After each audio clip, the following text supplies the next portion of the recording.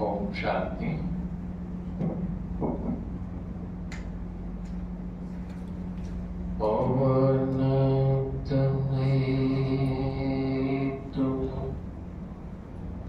एक आधारा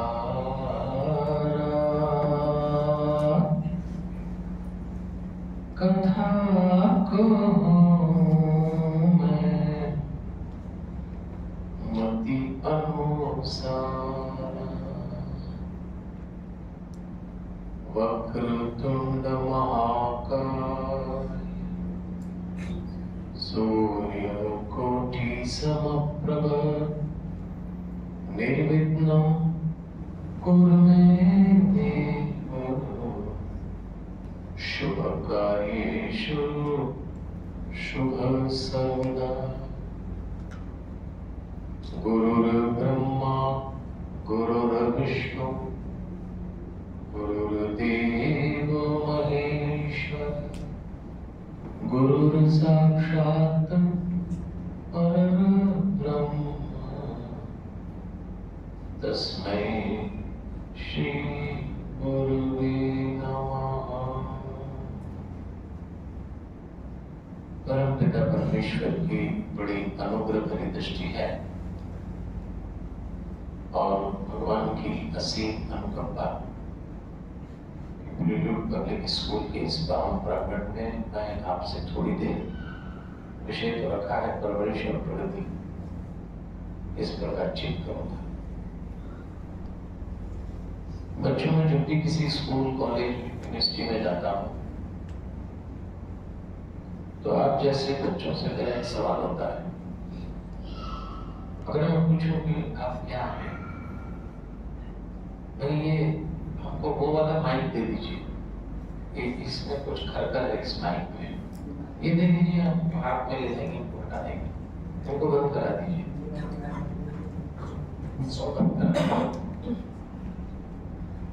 ओम शांति। तो मैं आप जैसे बच्चों से पूछता हूँ कि आप इस प्रांगण में, इस कैंपस में क्या है, तो सीधा जवाब होगा इस क्लास के स्टूडेंट है, कोई लड़का है कोई लड़की है, अपने माता पिता का नाम बता देंगे और क्या।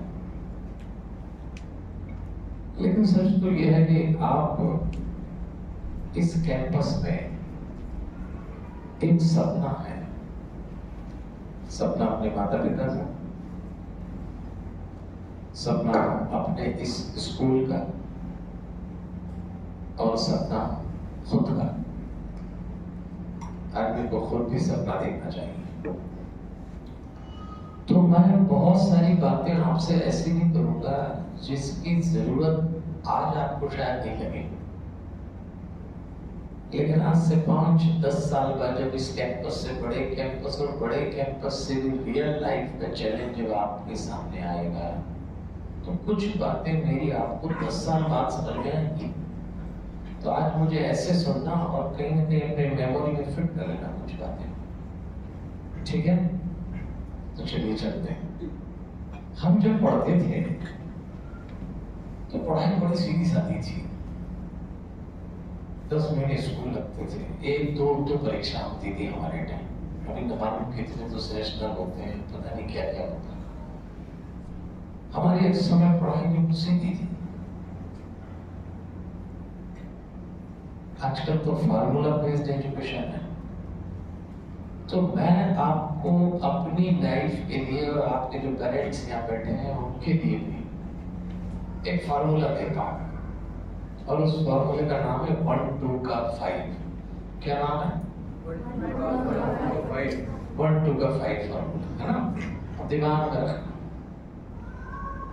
इस 1 2 के 5 फार्मूले में 1 गुरु है, 2 माता पिता, 3 शरीर मन और आत्मा, 4 4 पुरुषार्थ धर्म अर्थ काम और मोक्ष, 5 पंचतत्व पृथ्वी अग्नि जल वायु आकाश। ठीक है? अब मैंने कहा ना कुछ शब्द नए होंगे लेकिन हम समझ जाएंगे। अब अपन चलते हैं कि 1 2 का 5 फॉर्मूला आज आपका क्या काम का है और 10-15 साल बाद तो काम ही काम आएगा। रट लेना इसको। तो 1 to 5 फॉर्मूले में मैंने कहा 1, क्या बोला? मैंने थोड़ा जोर से बोलो, ऐसा बोलो ठीक से। 2, वेरी गुड। 3, मैं बोलता हूँ फिर आप बोलो, शरीर मन और आत्मा, फिर से बोलिए। 4, धर्म अर्थ काम मोक्ष, फिर से बोलिए। अरे भाई ठीक से बोलो, धर्म अर्थ काम मोक्ष। 5, पृथ्वी जल अग्नि वायु आकाश, बोलिए। समझ में आ गई ना? आइए चलते हैं। सबसे पहले गुरु।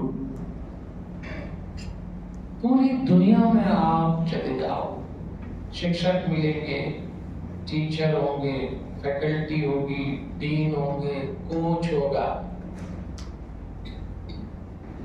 प्रोफेसर होंगे, लेक्चरर होंगे, लेकिन गुरु सिर्फ भारत में पाए जाते हैं। तो क्या करता है गुरु? क्या फर्क है शिक्षक और गुरु में? सबसे बड़ा फर्क तो ये है कि शिक्षक आपको शिक्षा देगा, 2 पैसे कमाने की अकल देगा, लेकिन गुरु आपको शांति प्रदान करेगा, जीवन जीने का ढंग सिखाएगा। तो कोई ना कोई गुरु होना चाहिए। तो यदि मैं आपसे पूछूं कि किसको गुरु बनाना चाहोगे, तो अब ये भी एक बहुत बड़ी समस्या है कि गुरु किसको बनाए। अभी तो आपकी उम्र में अपन ही महागुरु है, उनको गुरु को समझते हैं क्या कुछ? इस उम्र में तो ऐसा लगता है जो हमको समझ में आया वही सही। और गुरु बनाएंगे, किसको गुरु बनाए? तो आपके उम्र में एक सवाल वाजिब है कि गुरु आखिर हमारी जिंदगी में करेगा क्या? क्या करता है गुरु? तो मैं आपको कोई प्रवचन नहीं दूंगा, मैं आपको एक कहानी सुनाता हूँ। जापान के गांव की कहानी है। इस कहानी को बहुत ध्यान से सुनना, इस कहानी में बहुत पेंच है। जरा सा कहानी से बाहर होंगे, मैसेज नहीं ले पाएंगे। ध्यान से इस कहानी को सुनना। जापान के एक गांव में एक लड़का था 8-10 साल का। उसको लेफ्ट हैंड नहीं था और वो अपने पिता से कहता था कि मैं जूडो का चैंपियन बनना चाहता हूँ। जापान के प्रमुख खेल का नाम जूडो है। उसके पिता उसको कई जूडो सिखाने वाले उस्ताद के पास ले गए और जूडो सिखाने वाले उस्ताद को सेंसुई कहते हैं। सारे सेंसुई ने कहा कि ये तो बच्चा है, आप समझदार हैं। उसके पिता से कहा इसको एक हाथ नहीं है और जूडो खेल ही हाथ का है, तो कैसे चैंपियन बनेगा? सब जगह से निराश हो। वो बच्चा भी बहुत दुखी हो गया। और एक बात याद रखना बच्चों, जिस दिन अपने संतान की कोई वाजिब मांग माता पिता पूरी न कर पाए, वो दिन माता पिता के लिए धरती पर बड़ा भारी दिन होता है। वो पिता भी बड़ा दुखी हो गया। आखिर एक दिन वो पिता अपने बच्चों को लेकर एक बूढ़े सेंसुई के पास गया और वही कहा इसको जूडो का चैंपियन बना दो। लेकिन उस बूढ़े उस्ताद ने कहा कि बना दूंगा, पर मेरी एक शर्त है। शर्त यह है कि जब मैं इसकी तालीम, इसकी कोचिंग स्टार्ट करूं तो मुझसे कोई सवाल पूछना मना है। ठीक है। अब उसकी कोचिंग शुरू हुई। जूडो के खेल में 44 नियम होते हैं, 44। 22 ऑफेंस के, आक्रमण के, और 22 डिफेंस के, सुरक्षा के। ये 44 नियम होते हैं। उस लड़के की जब ट्रेनिंग स्टार्ट हुई तो उसको 44 नियम में से सिर्फ उस उस्ताद ने एक ही नियम सिखाया सुबह से शाम तक, और वो भी ऑफेंस का। 22 ऑफेंस में से एक नियम, डिफेंस का तो सिखाया ही नहीं। सुबह से शाम तक बस वो ऑफेंस का एक नियम सीखता, बाकी बच्चे 44 सीखते। ऐसा क्यों कर रहा है उस्ताद? सवाल पूछना मना है। ट्रेनिंग शुरू, 1 दिन, 2 दिन, 6 महीना, 1 साल, वो लड़का केवल एक ही नियम सीखता और गांव की चैंपियनशिप आ गई। उस लड़के को उतारा और सबको बड़ा आश्चर्य हुआ कि वो लड़का गांव का चैंपियन हो गया, एक हाथ का रखा, एक नियम सीखता, ऐसा कैसे हो गया? सवाल पूछना मना था उस्ताद से, फिर ट्रेनिंग शुरू हुई, सब 44 सीखते, इसको 22 ऑफेंस के नियम में से एक ही सिखाया जाता। स्टेट चैंपियनशिप आई, लड़के को उतारा और सबको आश्चर्य हुआ कि वो लड़का स्टेट चैंपियन बन गया। कैसे? सवाल पूछना मना था। अब आई बारी नेशनल चैंपियनशिप। सब लोगों ने कहा कि उस्ताद आप सोचो, सामने नेशनल चैंपियन है, इस लड़के का एक हाथ नहीं है। उस्ताद कुछ नहीं कहता। नेशनल चैंपियनशिप शुरू हुई, पहला राउंड बच्चा हार गया, दूसरा हार गया, तीसरा हार गया, चौथा हार गया। जब फाइनल राउंड आया तो लोगों ने उस्ताद से कहा कि ये मर जाएगा, आप इसे बाहर करिए। उस्ताद कुछ बोलते नहीं और फाइनल राउंड हुआ और पूरा जापान चौंक गया कि वो 10-12 साल का बच्चा जिसको लेफ्ट हैंड नहीं था, एक हाथ का बच्चा जूडो का नेशनल चैंपियन बन गया। उसको ट्रॉफी दी गई, उसकी जय जयकार हुई, लोग बड़े खुश हुए। और जब बाप बेटा नेशनल चैंपियनशिप की ट्रॉफी लेकर कार में बैठे तो उन्होंने उस्ताद से कहा, आज तो पूछने दीजिए कि आखिर इसको एक हाथ नहीं है, लेफ्ट हैंड, फिर ये नेशनल चैंपियन कैसे बन गया? आज तो पूछने दीजिए।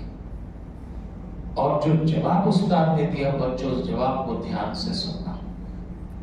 उस जवाब में मैसेज है आपको कि गुरु क्या करता है। तब उस उस्ताद ने कहा, जूडो के खेल में जो 44 नियम होते हैं, मैंने इसको 44 नहीं, एक ही सिखाया, और वो भी ऑफेंस का। सारे बच्चे जो 44 नियम सीखते, सबकी एनर्जी 44 में लगती, पर मैंने इसकी एक ही नियम एनर्जी लगाई तो ये उसमें परफेक्ट हो गए। और जूडो का ऑफेंस का जो एक नियम मैंने इसको सिखाया, जूडो की दुनिया भर की किताब में जो ऑफेंस का नियम मैंने इसको सिखाया, उसका डिफेंस ये होता है कि सामने वाले के लेफ्ट हैंड पे वार किया जाए, और जब सामने वाला इसके लेफ्ट हैंड पे वार करता तो इसका लेफ्ट हैंड था ही नहीं, वो गड़बड़ाता और ये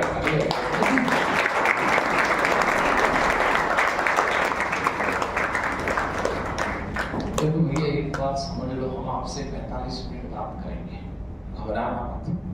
तो जो भी काम करो 45 मिनट ठीक से करो, तो ताली तो ठीक से बजाओ।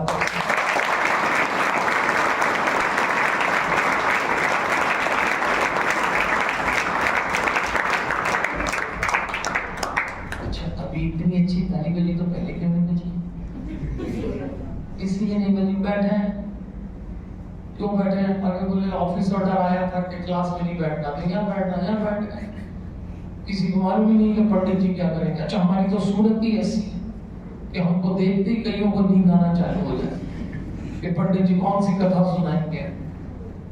कभी हम भी आपकी उम्र में थे, कभी हमको भी ऐसे ही बैठाया जाता था, और कभी हमको भी समझ नहीं आता था कि जो बोल रहा है ये करेगा क्या हमारा। परेशान तो हम भी। दो तरह का ऑडियंस होता है, एक आए गए होते हैं और दूसरे लाए गए होते हैं। अब इसमें लाए गए भी फंसे होंगे, तो बिल्कुल मत घबराना। मैं आपको 45 मिनट में कुछ भी ऐसा नहीं करूंगा कि आप परेशान हो जाए। मैं आपको अगले 45 साल की व्यवस्था करके आया हूं। उस गुरु ने ये बात सिखाई कि क्या करता है गुरु, अपने शिष्य की कमजोरी को खुद ही बदल देता है। इस लाइन को हमेशा ध्यान रखना। ये गुरु की जीवन में जरूरत किसमें कमजोरी नहीं है। हम जितने लोग बैठे हैं, सबके जीवन में कोई ना कोई वीकनेस है, लेकिन जीवन में गुरु आ जाए तो गुरु ने उसके लेफ्ट हैंड में इसी को खूबी बना दिया। इसलिए कोई गुरु चाहिए। अब सवाल ये उठता है कि गुरु किसको बनाए? ये भी एक बहुत बड़ी झंझट है, किसको बनाए? तो देखो भी, हम तो हनुमान जी के बहुत छोटे से भक्त हैं। हमारा तो जीवन हनुमान जी है। हम तो हनुमान चालीसा ओढ़ते हैं, हनुमान चालीसा बिछाते हैं, हनुमान चालीसा खाते हैं, हनुमान चालीसा पीते हैं, हनुमान चालीसा ही जीवन है। तो मैं आपसे एक सवाल पूछता हूँ, आप में से कितने बच्चे ऐसे हैं जिन्होंने हनुमान चालीसा का नाम सुना है? हाथ उठा दें। अरे वाह, सन 2000 हाथ नीचे कर लें। 2022 और 2023 के स्टार्टिंग में YouTube पे सबसे ज्यादा सुना जाने वाला गाना कौन सा? क्या जनरल नॉलेज है YouTube का, है ना? क्यों सुन रहे हैं लोग हनुमान चालीसा? क्या है हनुमान चालीसा में ऐसा? अच्छा चलो अगला सवाल मेरा आपसे, कितने लोग ऐसे हैं जिनको हनुमान चालीसा पूरी याद है? वो हाथ उठाते हैं। अरे वाह, चलिए हाथ नीचे कर। अच्छा, कितने लोग आप में से ऐसे हैं जो हनुमान जी को जानते हैं? वो हाथ उठा।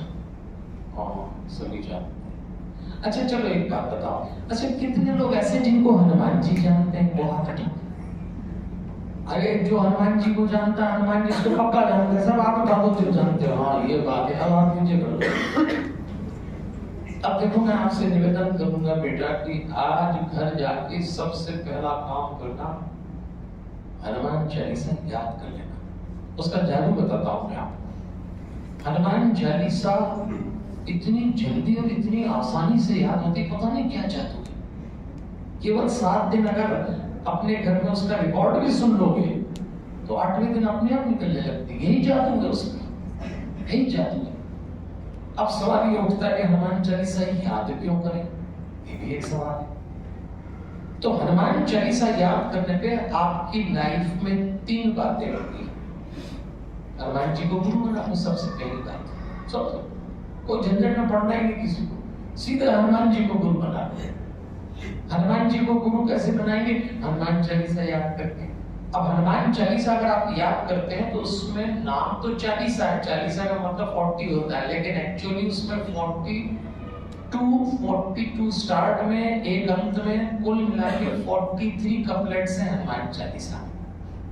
43 पद, 2 दोहे शुरू में है, 40 चौपाई बीच में है, 1 दोहा अंत में। ठीक है, इतनी आसानी से याद हो जाए। अब सुनो आप इसका फायदा। अगर आपको हनुमान चालीसा पूरी याद न हो तो कम से कम 37 नंबर की चौपाई तो रट ही लेना और याद भी होगी। मैं आदि बोलूंगा, आप पूरी कर दोगे। जय जय जय हनुमान गोसाई।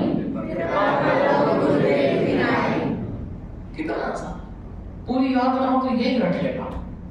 ये पूरे स्कूल की, आपकी क्लास में एक मॉनिटर होता है, आपके स्कूल का एक मॉनिटर, ऐसे ये पूरी हनुमान चालीसा की मॉनिटर चौपाई, रिप्रेजेंटेटिव, पावरफुल। जय जय जय हनुमान गोसाई कृपा करो गुरुदेव। नियम बना लो आज के बाद कि जब सुबह अपने घर में उठते ही मैं आपको परमिट कर रहा हूं कि पलंग पे पढ़ लेना हनुमान चालीसा। 3.5 मिनट में पूरी हो जाती है, याद है ना? कितनी देर में पूरी हो जाती है? 3.5। आप जैसे तो बच्चे तो हमसे कहते पढ़ लीजिए, हम तो 2.5 मिनट में ही पूरी कर लेते। अरे 2.5 मिनट में तो हनुमान जी भी नहीं कर सकते, तुम कहां से कर लोगे? इतनी जल्दी भी मत करना, आराम से 3.5 मिनट में पूरी करना हनुमान चालीसा। पलंग छोड़ने के पहले हम बोल रहे हैं और सोने के पहले। अब आपको फायदा बताना होगा। 3.5 मिनट में सुबह, 3.5 मिनट में शाम को पूरी याद न हो तो 11 बार जय जय जय हनुमान गोसाई कृपा करो गुरुदेव की नहीं बोलना। साइंटिफिक बता रहा हूं मैं। सबसे बड़ा पहला फायदा होगा, आपका मेमोरी लेवल हाई हो जाएगा। अब एक स्टूडेंट की प्रॉब्लम क्या है? मेमोरी। पढ़ने में तो याद नहीं होता। अच्छा याद कर लो तो उस दिन भूल जाते हैं जिस दिन एग्जाम है। यही प्रॉब्लम है स्टूडेंट की।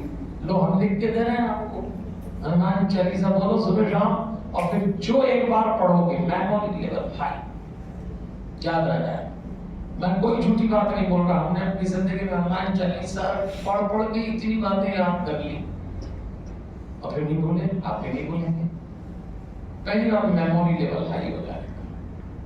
दूसरा, लैक ऑफ कंसंट्रेशन की प्रॉब्लम सॉल्व हो जाएगी। इसको हिंदी में कहते हैं एकाग्रता का अभाव। सामान्य भाषा में जो काम करने बैठे उसमें मन नहीं लगना, इसको कहते हैं लैक ऑफ कंसंट्रेशन। ये भी बहुत बड़ी बीमारी है स्टूडेंट। पढ़ने बैठे तो मन नहीं लगता। किताब खोलो तो यार दोस्त की खोपड़ियां दिखती उसकी। क्लास में बैठो इधर देखने का मन उधर देखने का मन, मम्मी पापा दो बात बोले तो ऐसा लगता है इनका मुंह बंद हो जाए, ऐसा लगता है। लेक ऑफ कंसंट्रेशन की प्रॉब्लम, ये भी समझ है। जब जो काम करोगे पक्का वही करोगे एकदम। और तीसरी बात होगी विजनरी हो जाओ। विजनरी का अर्थ होता है आज से 10 साल बाद आपकी लाइफ में क्या होगा, आपकी एजुकेशन का क्या होगा, जो आप पढ़ रहे हैं इस सब का रिजल्ट क्या होगा, कि आपको अभी से फील होने लगेगा। तो इतना आसान है हनुमान चालीसा याद करना। बात चली गुरु की, तो हनुमान जी को गुरु बना। जब टाइम मिले किसी हनुमान मंदिर में गया है, और हनुमान जी बड़े प्यारे और बहुत पढ़े लिखे थे, याद रखना। आप हनुमान जी को ये मत समझना कि पत्थर के सिंदूर लपेटी मूर्ति है, आप ये मत समझना कि गदा हिलाने वाले उछल कूद करने वाले बंदर है। हनुमान जी बहुत पढ़े लिखे थे, बहुत मतलब बहुत। आपकी जिंदगी में सबसे बड़ा फायदा गुरु हनुमान जी को बना लो, और कोई गुरु हो तो बहुत अच्छी बात है। आइए 1 2 5 फार्मूले में एक गुरु हो गए, क्या करते हैं गुरु हमने समझ लिया। अब टू में क्या बताया था? माता पिता। एक बात याद रखना बच्चों, मैंने कहा था ना आप अपने माता पिता का सपना, अगर आप यहाँ तक पहुंचे हैं तो उन्होंने अपनी जिंदगी के कई दिन कई रातें आपको यहाँ तक पहुंचाने में लगाई है, और वो देख रहे हैं आज भी सपना कि आप बहुत ऊंचाई पे जाएं और आप चले भी जाएंगे। 5-10 साल बीतने में क्या वक्त लगता है, आप इतने बड़े व्यक्ति बनेंगे एक दिन। तब मेरा एक अनुरोध याद रखना, जिंदगी में जब आप कुछ बन जाओ तो 4 लोगों को कभी मत भूलना। पहला अपने गुरु को, दूसरा अपने इंस्टीट्यूट को, तीसरी माँ को, और चौथे पिता। छाती चौड़ी करके कहना कि मैं इनका बेटा या इनकी बेटी हूं। ये हो सकता है कि आपके माता पिता आपसे कम पढ़े लिखे होंगे। आपकी जिंदगी में 5-10 साल बाद गर्व करने के जितने अवसर आए, उसमें सबसे पहले गर्व इस बात का करना कि ये मेरे माता पिता हैं और मैं इनकी संतान हूं। ये सबसे बड़ा गर्व है, और ये हमेशा करना, हमेशा। और जब लौटाने की बारी आए तो ब्याज समेत लौटाना पेरेंट्स को। बहुत दिया उन्होंने बेटा, दुनिया में कोई नहीं दे पाएगा। हालांकि ये जो उम्र है ना आपकी, इसमें माता पिता कभी कभी खलनायक भी लगते हैं, विलेन। इतना टोकते, इतना रोकते, इतना डांटते, सो जाओ तो उठा देते, उठ जाओ तो सुला देते, बाहर तो अंदर पकड़ लेते, अंदर हो तो बाहर भेज देते। जमाने भर की डांट। कई तो माता पिता पराक्रमी होते ना, वो तो इतना डांटते हैं, कुछ नहीं कर पाओगे जिंदगी में, पढ़ लो अभी, गंवार रह जाओगे, मजदूर रह जाओगे, क्यों प्राण खा रहे हमारे, हे भगवान। ऐसा कई आपके नहीं करते, लेकिन कभी कभी माँ बाप बहुत गुस्सा हो, तो कई बार तो ऐसा लगता है बच्चों को कि ये क्या है। इस जमाने में माता पिता अच्छे नहीं लगते कुछ लोगों। बाजार जाते हो आप, अगर आप बाजार जाते हैं तो दुकान पे कभी कभी आपने बोर्ड देखा होगा, एक्सचेंज ऑफर, पुराना सामान लाओ, पुराना मोबाइल लाओ, पुराना स्कूटर लाओ, नया। ऐसा देखा?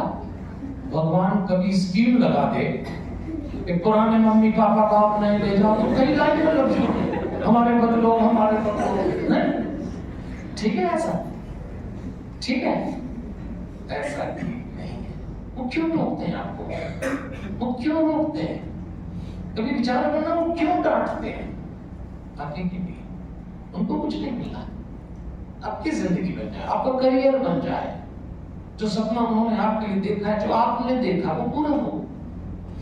ये दुनिया बेटा बहुत कंपटीशन का टाइम है ये, और आपके पेरेंट्स सबसे ज्यादा डरते किस बात से हैं? आपका कुसंग ना हो जाए, आपकी जिंदगी में कुछ लोग ऐसे ना आए जो आपको कहीं डाइवर्ट करते हैं। इसलिए वो बोलते हैं इसके साथ मत बैठो, उसके साथ मत बैठो, ये मत करो, वो मत करो। वो जो भी करते हैं बच्चों को लगता है जासूसी कर रहे हैं। कई पेरेंट्स तो इतनी जासूस, बैग खोल के देख लेते हैं, अरे ये कोई बात है क्या? हाँ, कपड़े में से देखती क्या है, ये कोई बात है क्या? कई लोग ये तो मोबाइल खोल लेते हैं, बाबा ये कोई डर गया? क्यों खोल लेते हैं बताइए? आपके दोस्त से इतनी पूछताछ क्यों करते हैं? फिर आप बोलते हैं अरे हमारा दोस्त है, आप क्यों पंचायत कर रहे हो? फिर आपके दोस्त बोलते तुम्हारे घर नहीं आएंगे, तुम्हारे मम्मी पापा लंबे इंटरव्यू देते हैं हमारे। क्यों? कभी सोचा क्यों? आपकी फिक्र है। आपकी जिंदगी में कोई ऐसा दोस्त ना आ जाए, आपकी जिंदगी में ऐसा संग ना आ जाए जो कुसंग हो। बेचारे डरते हैं। एक बात याद रखना, माता पिता क्या होते हैं तभी पता लगता है जब माता पिता लोग बनते हैं। बिना माता पिता बने समझ नहीं आता कि माता पिता क्या होते हैं। इसलिए मैं तो सिर्फ इतना कहूंगा कि आपके पेरेंट्स एक एक घड़ी आपके लिए जी रहे हैं, एक एक घड़ी आप कुछ बन जाए। इसलिए जब वो टोके रोके तो निराश मत होना, आवेश में मत आना, सोचना उन्होंने ऐसा क्यों बोला होगा। वो आपके लिए जीवित है, वो आपके लिए ही जिंदा है। तो दूसरी चीज, अपने माता पिता का बड़ा मान करिए, गर्व करिए कि हमें इतनी सत्ता है। आइए तीसरी बात करते हैं। 1 2 के 5 फॉर्मूले में मैंने 3 क्या बताया? शरीर, मन, आत्मा। शरीर है फिजिकल बॉडी, मन को अंग्रेजी में माइंड कहते हैं, आत्मा को इंग्लिश में सोल कहते हैं। तो हम जितने लोग बैठे ना यहाँ, सब 3 बातों से बने। और यदि आप शांति चाहते हैं तो आपको ये समझना ही पड़ेगा जो मेकिंग हमारी है कि हम 3 बातों से बने। अगर आप शरीर पर टिकेंगे, केवल शरीर पे, तो कभी शांत नहीं हो पाएंगे। फिजिकल बॉडी में किसी के पास आदमी का शरीर है, औरत का शरीर, लड़के का शरीर, लड़की का शरीर। अच्छा, हम लोग सुबह से शाम शरीर से शुरू होते हैं, शरीर फिर खत्म हो जाते हैं, कभी सोचते नहीं। अच्छा, अशांत होते तो ये तो सोचो कि अशांति आती कहां से?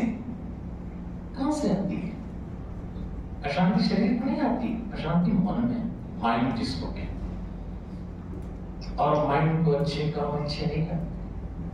दुनिया के जितने गंदे और गलत काम है ये मन सब करता है। अब पढ़ना अच्छा काम में लगता है क्या? लग रहा है? अभी तो क्या गर्दन हिला रहे सब हमको सुन के। कहीं तो ऐसे राजा बेटे बन गए जैसे आज ही पढ़ लेंगे और भगवान उठा के चले जाएंगे। मन कहाँ है? मन कहाँ है?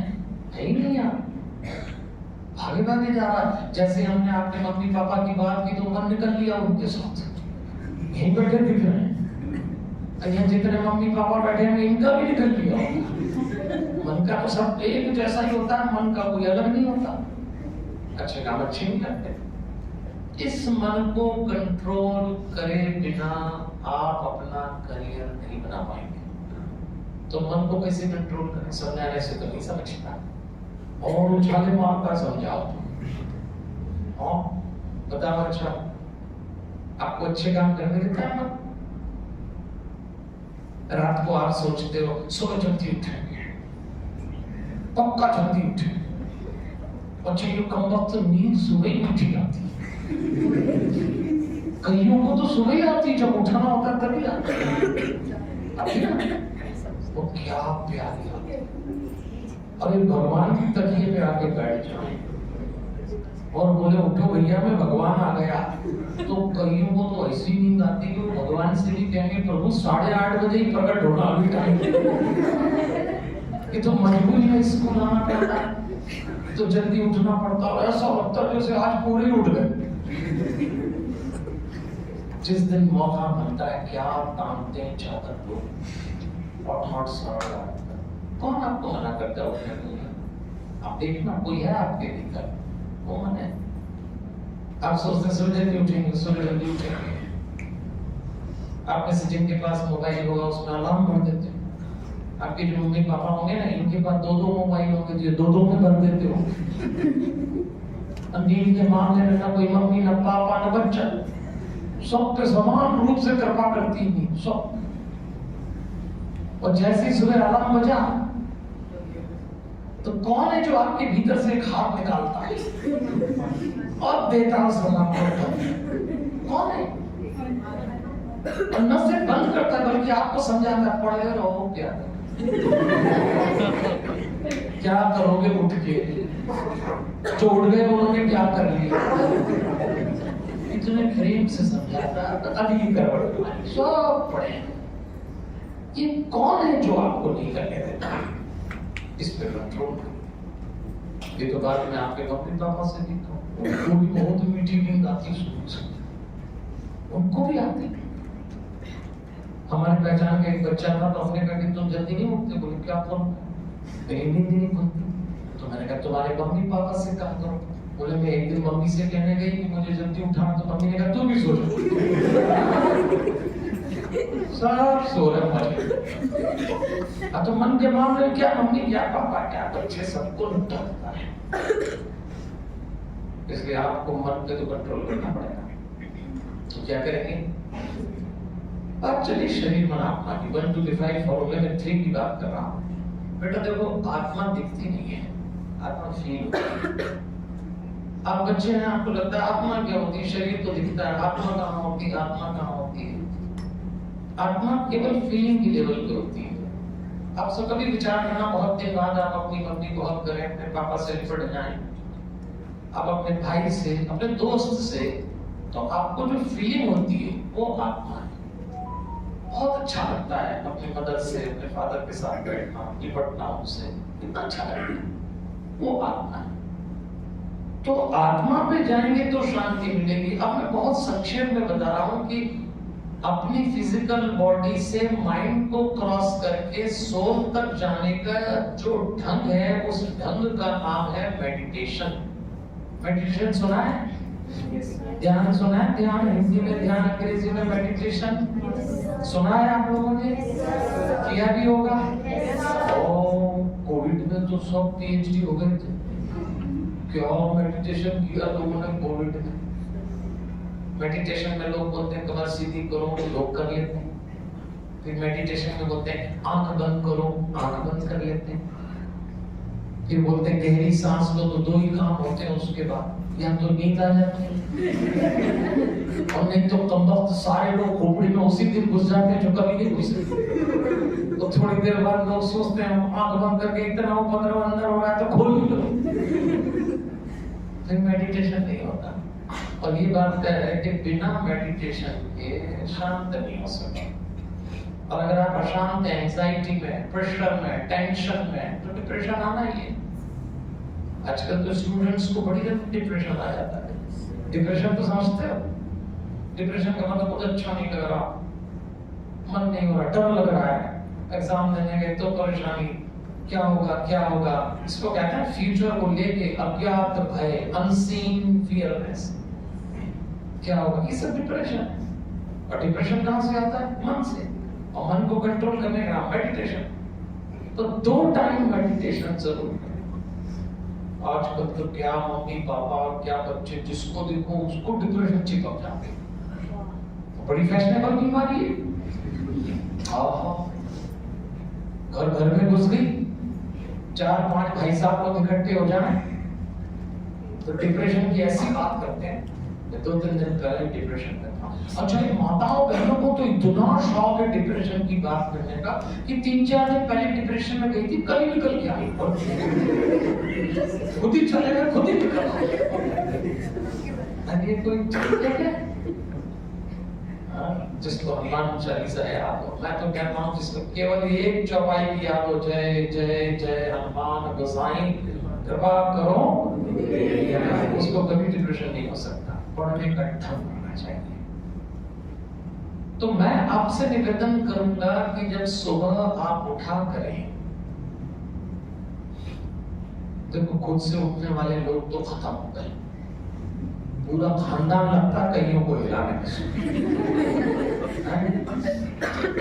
किसी से पूछो खुद उठ जाते हो, बोले कहां से उठ जाए। कभी मम्मी आती है, फिर उसके बाद पापा आते हैं, तो कुछ उलट होने के बाद हिलता है कोई। तो मैं आपको एक सलाह दूंगा, सच में बता रहा हूं, आपको कभी एंजाइटी नहीं आएगी, कभी प्रेशर नहीं आएगा।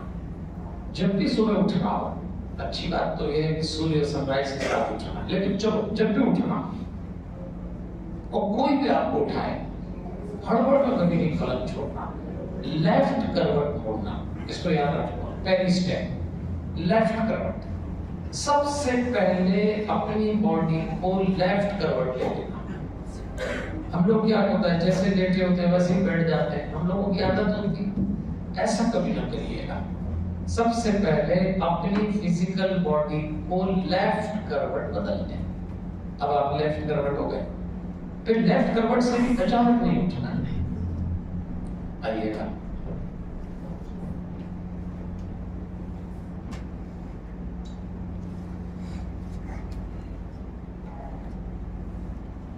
आइए। अब आप सब मुझे देखिए, वापस माता जी अपना स्थान ग्रहण कर रहे हैं। आप लोग मुझे देखो, मुझे अच्छा ये बताओ कि जैसे कोई आए, जैसे माता जी आए, तो सब उनको क्यों देखने लगते? बोल तो मेरा वो जो मन है ना, उसमें मन का तो काम ही है कि कंसंट्रेशन को डाइवर्ट कर देना।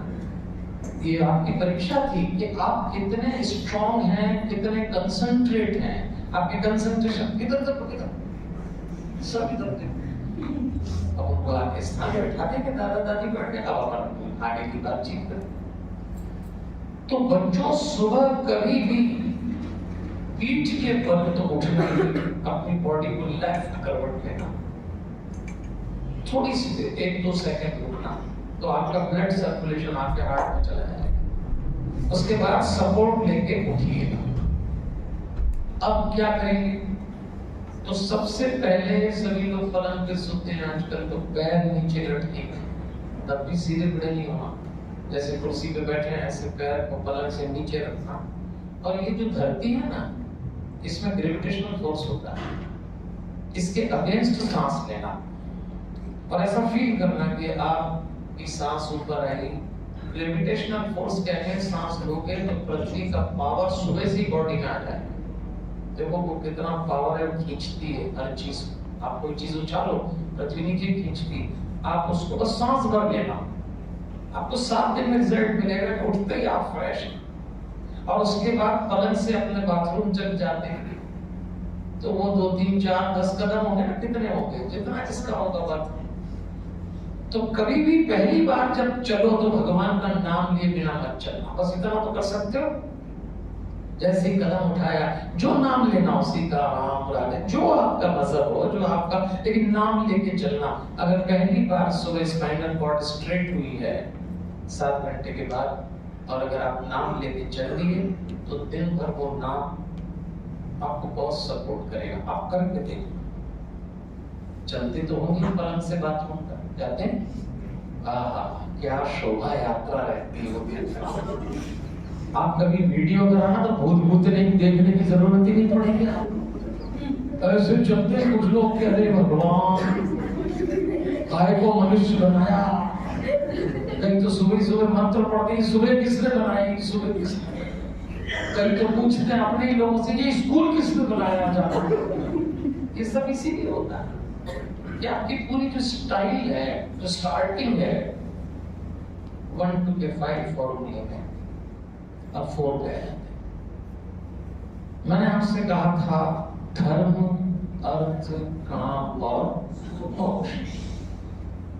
बच्चों, ये 4 चीजों को कहते तो पुरुषार्थ है, पर ये टोटल लाइफ इन 4 चीजों में। धर्म, इस समय मैं आपकी जिस धर्म की बात कर रहा हूं, ना वो हिंदू है, ना वो मुस्लिम है, ना वो सिख है, ना ईसाई है। इस समय आपका एक ही धर्म है, और वो है विद्यार्थी होना। और इस समय आपके माता पिता का एक ही धर्म है, और वो है आर्ट ऑफ पेरेंटिंग, परवरिश, प्रगति। एक धर्म है आपका। ये सब बाकी सब मजहब छोड़ दो, आपका धर्म एक ही। और एक बात याद रखना, ये साइंस और टेक्नोलॉजी का टाइम है। दुनिया में साइंस और टेक्नोलॉजी सब कर सकती है, सब मतलब सब। आप देखते होंगे साइंस टेक्नोलॉजी क्या नहीं कर सकती। आप दुबले हो, ऐसी दवाइयां बन गई, खा लो तो मोटे हो जाओ। आप मोटे हो, दवाइयां बन गई, दुबले हो जाओ। आप सांवले हो, ऐसी क्रीम बन गई, चुपड़ लो, गोरे हो जाओ, आपके एप्स निकल आएंगे, ऐसी दवाइयां। आप में बिल्कुल अकल ना हो, एक उंगली गूगल पे मारो, सारी इंफॉर्मेशन आ जाएगी, अकलमंद दिखने लगोगे, हो नहीं जाओगे। साइंस और टेक्नोलॉजी सब कर सकती है, लेकिन दुनिया में कोई साइंस और कोई टेक्नोलॉजी एक काम नहीं कर सकती, बीता हुआ वक्त लौटा के नहीं ला सकती। वो गया तो समझ लीजिए गया। एक विद्यार्थी के लिए सबसे बड़ा धर्म है एक एक पल का। गया जमाना जब बेटा सालों का हिसाब रखते थे, अब वो वक्त भी गया जब महीनों का हिसाब होगा। अब वो समय भी चला गया जब दिनों की बात की जाती है। अब वो वक्त भी गया जब घंटों की बात होगी। वो समय भी गया जब मिनटों की बात होगी। अब तो पल पल मेहनत करके रिजल्ट लाने के दिन आ गए। एक स्टूडेंट को एक एक सेकंड का यूज करना, अगर आप बेस्ट करेंगे शायद 10 साल बाद उसी कीमत चुकाएंगे। इसलिए खूब हर हर पल को उपयोग करिए, खूब पढ़िए। सब मैं ये नहीं कहता कि खेलिए मत, मैं ये नहीं कहता मौज मस्ती न करिए, लेकिन मैं अनुरोध करूंगा ये हमेशा याद रखना, अभी हम स्टूडेंट, अभी हमारा मकसद ये है, अपने विद्यार्थी धर्म को कभी नहीं भूलना। ये धर्म है। अर्थ का मतलब पैसा कमाना, सीधी बात। अगर तुमको कोई ये ज्ञान बांट रहा हो, अरे पैसा मत कमाना, तो तुमको गुरु बना। अगर वो ये कह रहा है कि पैसे से कुछ नहीं, पैसे से कुछ नहीं, पैसे से सब कुछ नहीं, तो पैसे से बहुत कुछ होता है। तो आज से एक बार दिमाग में रखना कि इतना पढ़ना है, इतना पढ़ना है कि खूब पैसा कमाएंगे। पर 2 शब्द अभी से दिमाग में रख लेना, ईमानदारी और मेहनत से कमाएंगे। ये तो दिमाग में रोज ठोक ठोक के करना। खूब पैसा कमाएंगे पर ईमानदारी मेहनत से, ईमानदारी मेहनत से कमाना। तीसरी चीज धर्म, अर्थ, काम। काम का मतलब पैशन। ये 10 से 12 घंटे काम करने का टाइम है बच्चों। खूब मेहनत करना, खूब मतलब खूब। और मैंने आखिरी का मोक्ष। मोक्ष का मतलब होता है दुर्गुणों से मुक्ति। कोई दुर्गुण इस उम्र में मत पाल लेना। इस समय टाइम ऐसा चल रहा है कि आपकी के कैंपस में या आपकी सोसाइटी में या जो आपका ग्रुप है, इसमें कुछ लोग ऐसे होंगे जो आपको गलत रास्ता दिखा सकते हैं। नशे से बचना, बीड़ी, सिगरेट, ड्रग्स, शराब, इनसे बच। कुछ होंगे आपके बीच में ऐसे, या आपको कहीं मिल, वो आपसे कहने लगा तुरंत अपने माता पिता का चेहरा सामने लाना और एक बात याद रखना, गलत गलत होता है, सत्कुशल नहीं करना। इसी को मोक्ष कहते हैं। अब आइए 5वीं बात कर ले। और मैंने 5 तत्व बताए थे आपको, पृथ्वी, अग्नि, जल, वायु, बताए थे। अब इसका क्या मतलब होता है? इसका सीधा सा मतलब ये कि वो जो 5 चीजें बाहर हैं वो हमारे भीतर है। अगर इसका बैलेंस बिगड़ा आप बीमार हो। इस सब का एक ही मतलब है, अपनी फिजिकल बॉडी को हेल्दी रखना। इस उम्र में अभी तो आपकी बॉडी सपोर्ट कर रही है, लेकिन अभी से खान पान तो क्या क्या चीजें कंट्रोल करेंगे? नींद, भोजन, ये 2 चीजें कंट्रोल करना तो आप हेल्दी रहोगे बस। अब नींद का तो देखो कुछ नहीं कर सकते, बहुत ही दुष्ट, बहुत परेशान करती है। जिस समय आना उस समय आती नहीं, जिस समय नहीं आना उसी समय आ जाती है। इसका तो एक ही ढंग मैंने आपको बताया कि सोने के पहले हनुमान चालीसा पढ़ लेना और उठने के बाद जरूर हनुमान चालीसा पढ़ना। तो आपके शरीर में जो नेगेटिविटी है वो हनुमान चालीसा से दूर हो जाएगी। आपके पेरेंट्स से भी मैं रिक्वेस्ट करूंगा, कोविड के बाद हमारी फैमिलीज में एक प्रॉब्लम आई। अचानक लोगों का नेचर बदल गया, पेरेंट्स का बदल गया, बड़ों का बदल गया, बच्चों का बदल गया। और वो बदलाव आया, उसको कहते हैं चिड़चिड़ापन। ये गुस्से से भी ज्यादा तकलीफदायक काम है, गुस्से से नहीं, चिड़चिड़ापन। और ये कोविड के बाद बहुत देखा गया, उसके पीछे नेगेटिविटी है। तो आप अगर पेरेंट्स हैं या स्टूडेंट्स हैं, मैं आपसे रिक्वेस्ट करूंगा कि वॉच करिए कि हमारे घर में नेगेटिविटी तो नहीं उतर आई। अच्छा नेगेटिविटी उतर आई, ये कैसे पता लगता है? देखो मैं उदाहरण देता हूँ।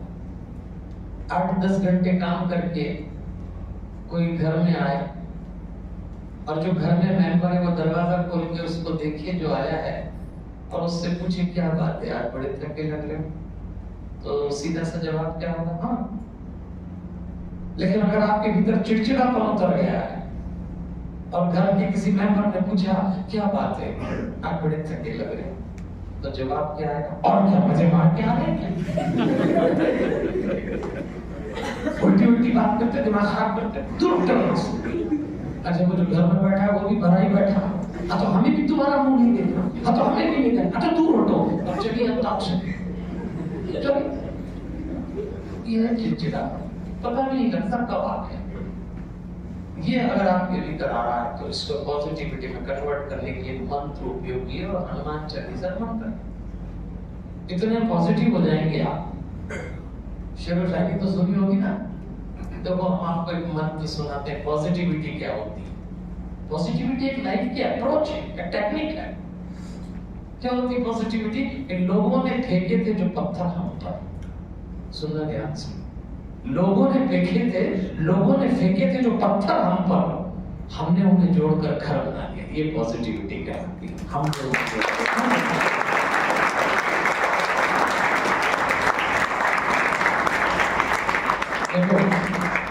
समझ में आई हो तो ताली बजाना, नहीं तो कई लोग पड़ोसी ठोकरा का मत ठोक दो तो नहीं क्या हुआ, ऐसा मत कर। अप्रोच जितने नेगेटिव होंगे उतने थक जाएंगे, उतने बीमार हो जाएंगे, उतना याद नहीं रहेगा। ये जो सेशन हमने किया ये इसीलिए किया कि आप पंच तत्व का अपनी बॉडी से बैलेंस बना लें। तो अब मैं आपको गुरु, माता पिता, शरीर, मन, आत्मा, काम, धर्म, अर्थ, काम, मोक्ष, पंच तत्व सब बताते निवेदन करूंगा। अपनी हेल्थ पर ध्यान दीजिए और बच्चों कुसंग से बचिए। अच्छा इस उम्र में दोस्त बहुत अच्छे लगते हैं, माथे पे नाचते हैं। दोस्त तो ऐसे लगते हैं जैसे भगवान। 3-4 महीने नहीं मिले तो खाना पीना नहीं पचता। कभी कभी तो मम्मी पापा से भी ज्यादा अच्छे लगते हैं। पर एक बात बताओ, दोस्ती करना चाहिए, मैं मना नहीं करता, पर ध्यान रखो। 2 दोस्तों की कहानी सुनाता हूं तो तुमको अकल हो जाएगी कि दोस्ती कैसी है। 2 दोस्त थे, नर्सरी से लेकर कॉलेज के आखिरी साल तक पक्के। पढ़ लिख के जब बाहर आए कॉलेज से तो नौकरी नहीं मिली, बेरोजगार रह गए, तो पैसे नहीं जेब में, तो दोनों एक नदी के किनारे बैठ के पत्थर डाल रहे नदी में। उसी समय पहले दोस्त की नजर एक बोर्ड पे पड़ी, तो उस बोर्ड पे लिखा था कि नदी में डूबते हुए व्यक्ति को बचाने वाले को 2000 रुपए इनाम मिलेंगे। तो पहले दोस्त ने दूसरे से कहा, देख तुझे तैरना आता नहीं और मुझे आता, तो तू कूद जाए, और जब तू डूबेगा तो मैं कूद के तुझे बचा लूंगा, और जब मैं तुझे बचा लूंगा तो 2000 रुपए मिलेंगे, एक तेरे एक मैं। हाँ उसने कहा ये तो बढ़िया बात है। जिसको तैरना नहीं आता वो कूद गया, और जब वो कूदा और डूबने लगा तो जिसको तैरना आता था वो कूदा ही नहीं बचाने के लिए। देखता वो चिल्लाया, अपनी बात हुई थी कि तुम मुझे बचाने के लिए कूदेगा, 2000 रुपए मिलेंगे तेरे, और मैं डूब रहा हूँ, मुझे तैरना, वो देखता रहा, कूदा ही नहीं बाहर बैठे बैठे। उसी समय म्युनिसिपल कॉर्पोरेशन के लोग निकले, ब्रिज पे से देखा कोई डूब रहा है, वो कूदे, उस लड़के को निकाला, उसकी छाती में से पानी निकाला। तब उसने अपने दोस्त से कहा, अरे इतना पक्का दोस्त है मेरा, बचपन से अपन साथ में है, तूने कहा कूद जा, मुझे तैरना नहीं आता, मैं कूद गया, फिर तूने कहा मैं बचा लूंगा, 2000 रुपए होंगे, एक तेरे एक मेरे, तू कूदा क्यों नहीं मुझको बचाने के लिए? तब उस पहले दोस्त ने कहा कि वो बोर्ड पढ़ के तू कूदा, और तेरे कूदने के बाद मेरी नजर दूसरे बोर्ड पे पड़ी, तो उसमें लिखा था लाश निकालने वाले को 10,000 रुपए। कभी समझ में आ गई दोस्ती क्या हो? कहीं ऐसा ना करवाने तुमको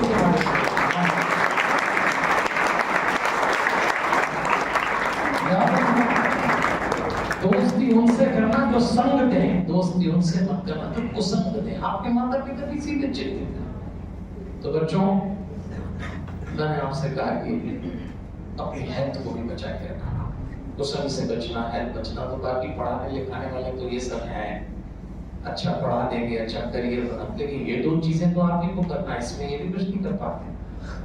तो चलिए एक छोटी सी बात सुनाकर हेल्थ को लेकर के, हेल्थ कॉन्शियस रहना, और अपनी बात पूरी करूंगा। एक मिनिस्टर साहब थे, मिनिस्टर तो समझते हैं, लीडर जब बहुत दिनों तक रहता है पोस्ट में मिनिस्टर हो जाता है।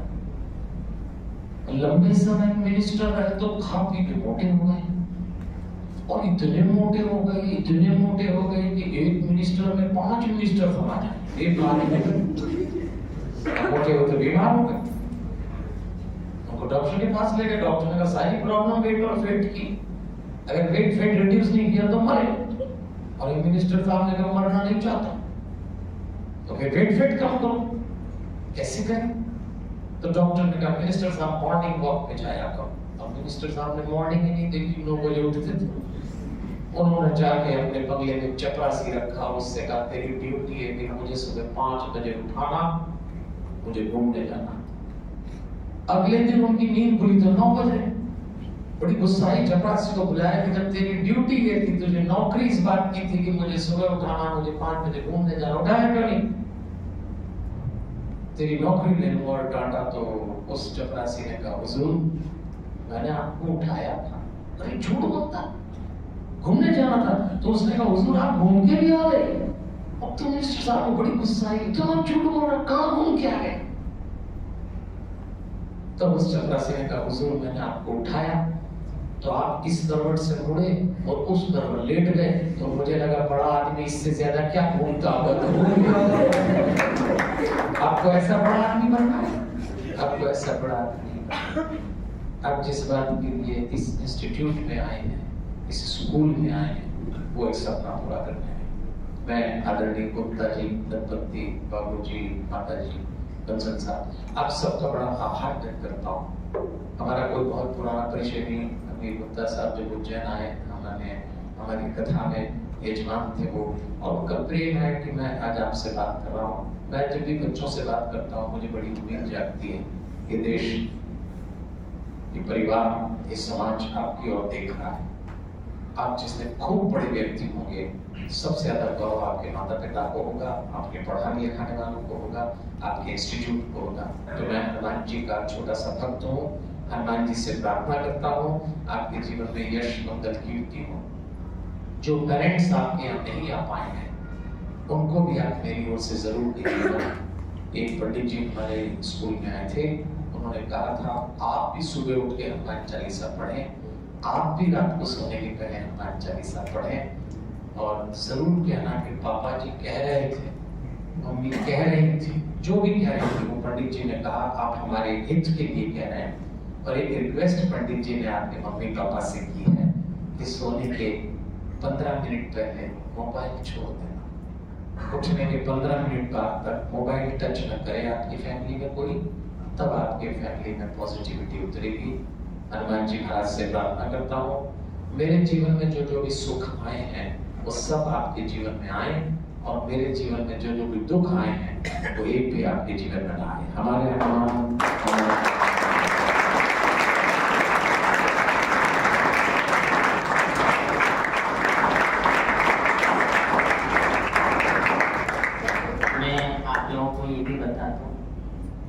मेहता जी अभी 6 दिन यहाँ पर हैं। शाम को वो बल्केश्वर में 4 बजे से बल्केश्वर जो मंदिर है उसमें उनकी कथा का प्रवचन हो रहा है। आप लोगों में से कोई भी जाना चाहे, बच्चे भी जा सकते हैं वहाँ, बच्चे अपने माता पिता को भी ले जा सकते हैं। इसके बाद परसों यानी 29 तारीख को अभी सब पेरेंट्स पर मैसेज पहुंच जाएगा। एक परिवार प्रबंधन पर हमारे परिवार वालों के साथ गुरुजी संवाद करेंगे। अगर आप लोगों में से कोई पेरेंट्स वहाँ आना चाहे तो वहाँ भी आ सकते हैं। इसके बाद मैं थोड़ी सी कुछ दृष्टता तो कर रहा हूँ, लेकिन अगर आपके मन में कोई भी किसी भी तरह का अगर सवाल है तो उसको पूछ सकते हैं आप। और सवाल पूछने की जो एक खास बात है कि बहुत से लोग सवाल पूछने की हिम्मत नहीं कर पाते हैं। अगर आपने हिम्मत करी तो उनको भी उनके सवाल का जवाब दीजिए।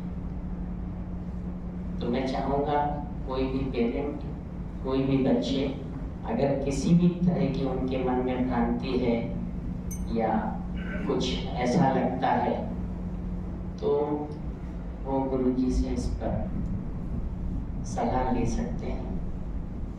और मुझे लगता है कि वो सलाह आपके जीवन के लिए बहुत अमूल्य है।